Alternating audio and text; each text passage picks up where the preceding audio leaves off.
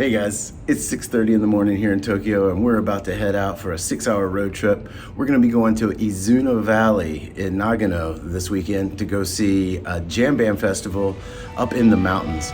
And I'm going to take all of you guys with me. So sit back, relax, and enjoy the ride. But as we all know, every journey starts with the first step.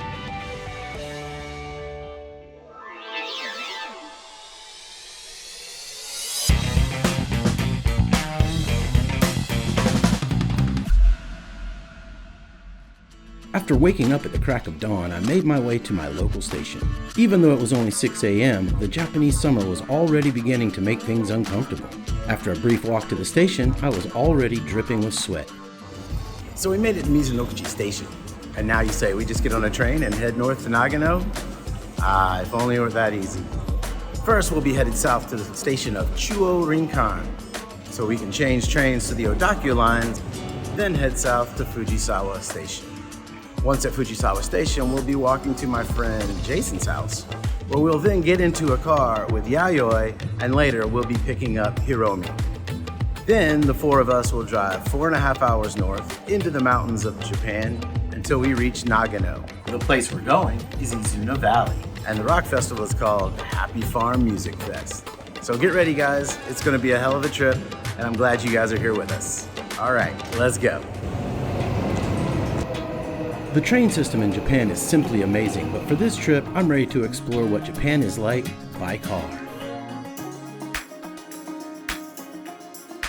All right, after an hour of travel, 2 trains and some walking, I've finally made it here to beautiful Fujisawa to my friend Jason Otis's house.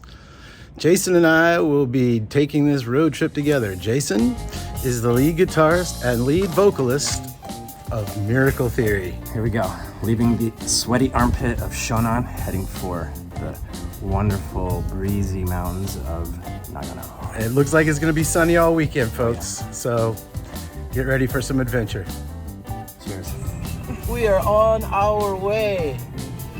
It's sunny. The traffic is not bad yet. It's not gonna be. So wish us luck.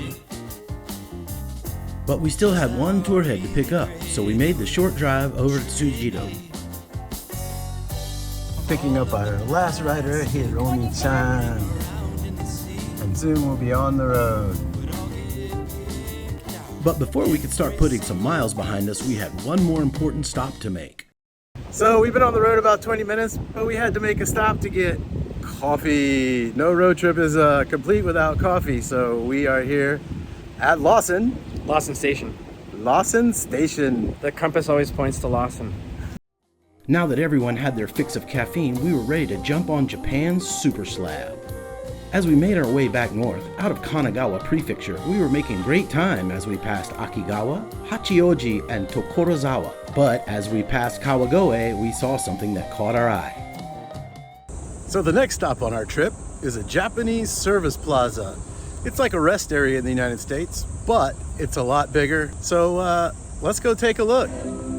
I had never visited any of the famous Japanese service plazas, so for an old tour veteran, everything felt brand new again. Aside from their ever-present vending machines, Japanese service plazas are often more like mini shopping malls than a simple rest area. Service plazas are a great place to buy local souvenirs. Each region in Japan has unique products, and these rest stops often stock a wide variety of local crafts, foods, and other items. Many service plazas are famous for their gourmet food options. They often feature regional specialties, allowing travelers to sample local cuisine without leaving the highway. After taking it all in, it was time to hop back in the car and head off into the mountains.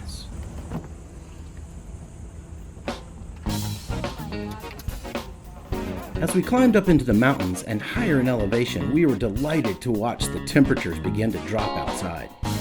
We headed up through Saitama Prefecture and then crossed over into Gunma Prefecture.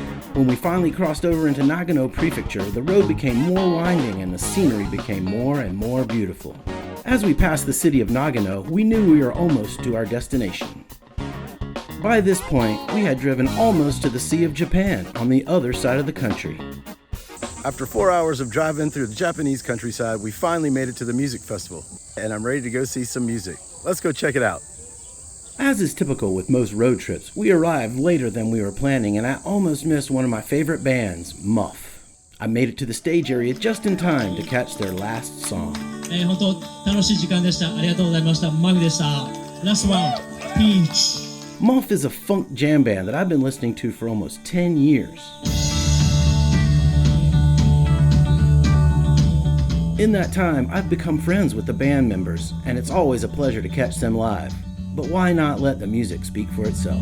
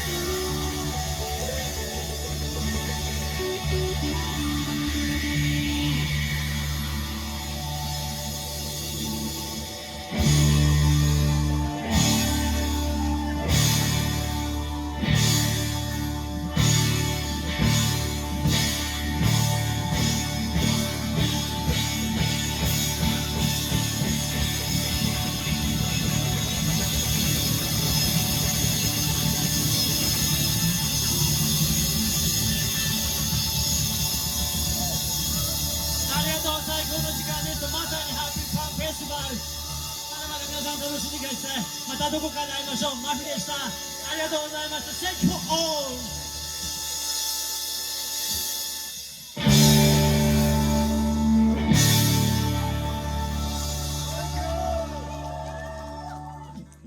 After catching the last song of MUFF's set, we had a little bit of time to head back to our campsite and catch up with our friends.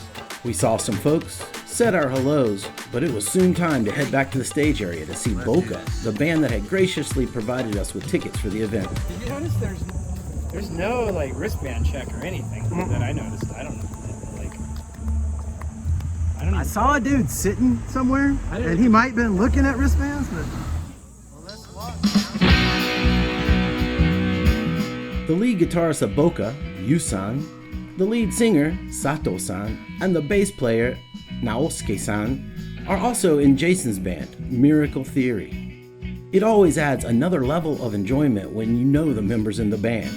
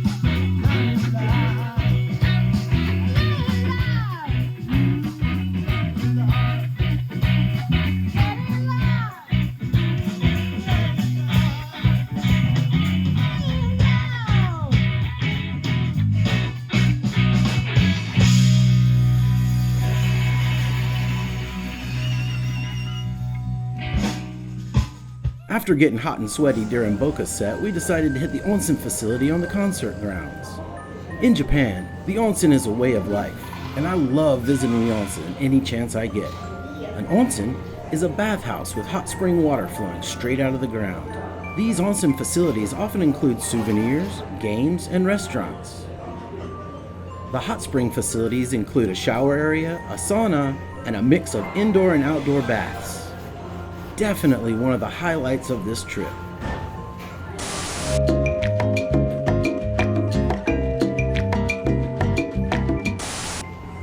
Sorry, no cameras allowed in the bath, but you didn't want to see a bunch of wrinkled old men anyway.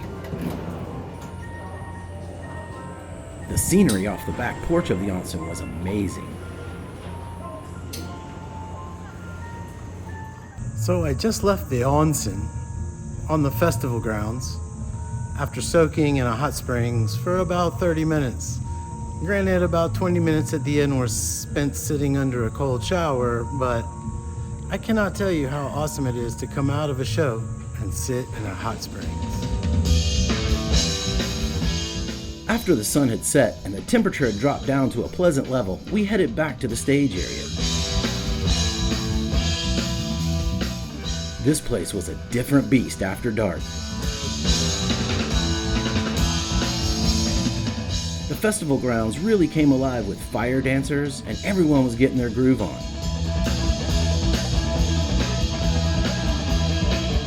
The fire master, Eric, is a friend of Jason's, and he was kind enough to offer his mountain cabin to us for the night.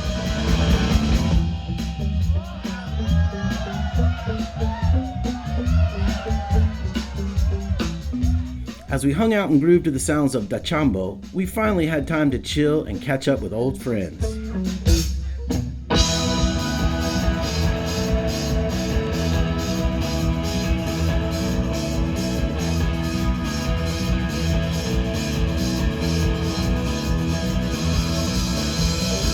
Dachambo is one of Japan's veteran jam bands, having been on the scene for over 2 decades. It's only fitting that they were the headliners for day one.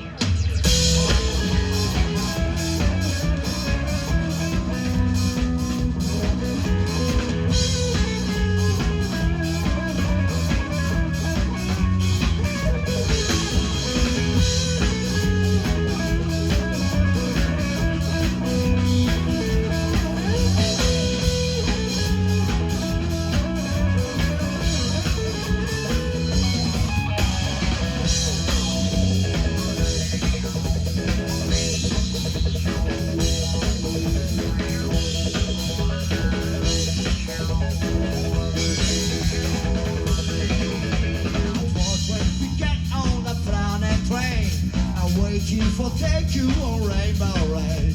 The sky in the sea and I say it high. Nobody can contain. Like a hater, rising is going more. Like a hater, freeze all in heaven. Like a hater, away all together. Why?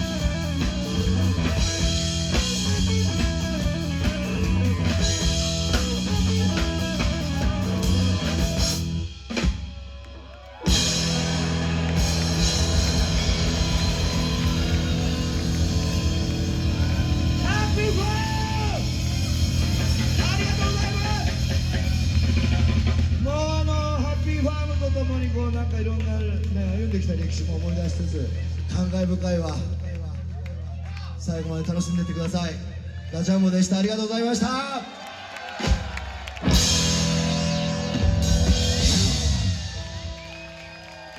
焚き火で青ヤングソロもやりますんでぜひ遊びに来てください。明日のセッションあります。楽しんでこう。 Due to a curfew on amplified music at 9 p.m., the stage is all wrapped up for the night, but that didn't mean the music stopped. And how did you win that? I won this by paying 500 yen to throw 5 rings and miss all of them. So even when you lose, you win? Even when you lose, you win.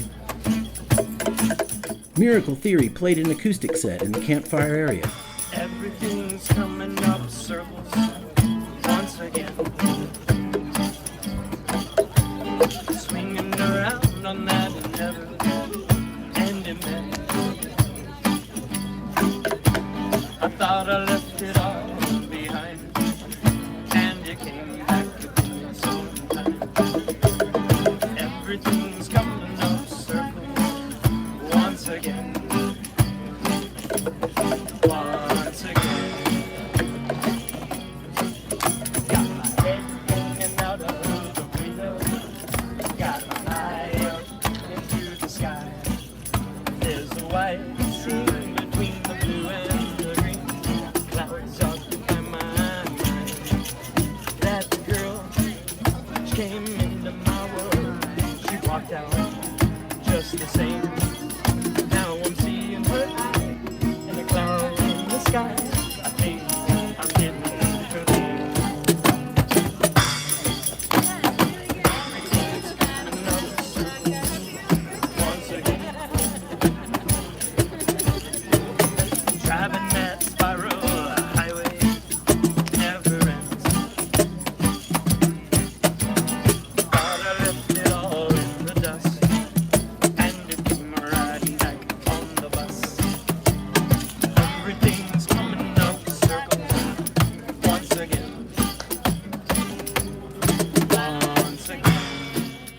After Miracle Theory's set, there was a campfire jam with members from different bands that had played that day.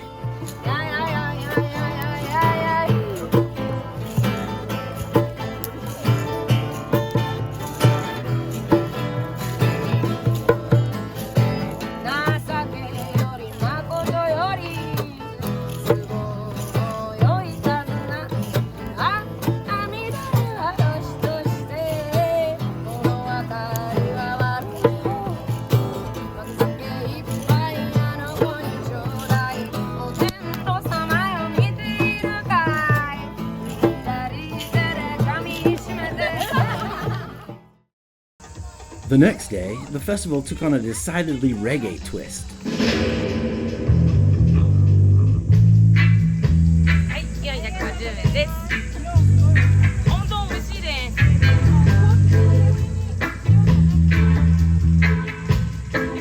There were also performances by the Croissant Circus, to the delight of all of the young and the young at heart.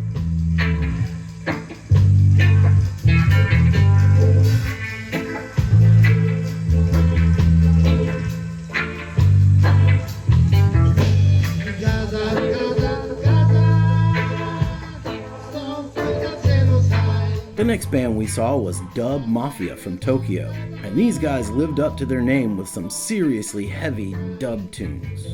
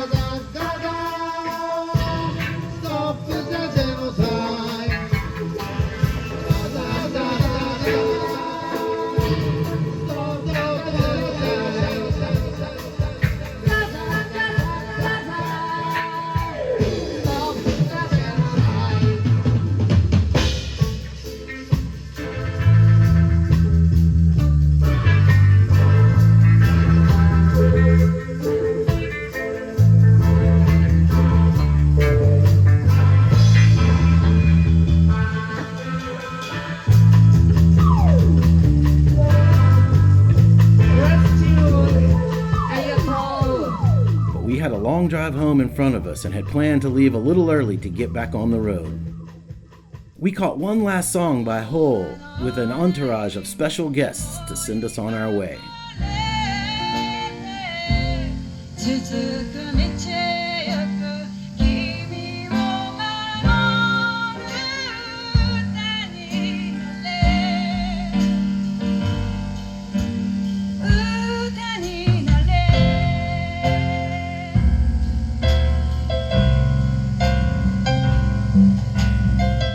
As we rolled down the highway and the shadows grew longer, we all talked about how much fun we had experienced and the highlights of the weekend. I got dropped off along the way at Akigawa Station to catch another train back to my house. As I took in the last rays of the day, I knew I had just experienced something very special. My first road trip in Japan had been an overwhelming success, and it left me looking forward to the next journey.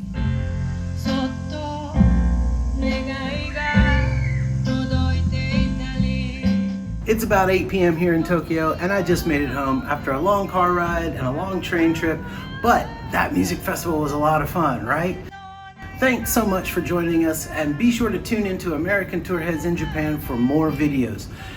Please hit that subscribe button, please hit that like button, and leave me a comment. Let me know what you thought about this video. It goes a long way to help YouTube suggest my videos to other viewers. Thanks, and as always, stay safe out there.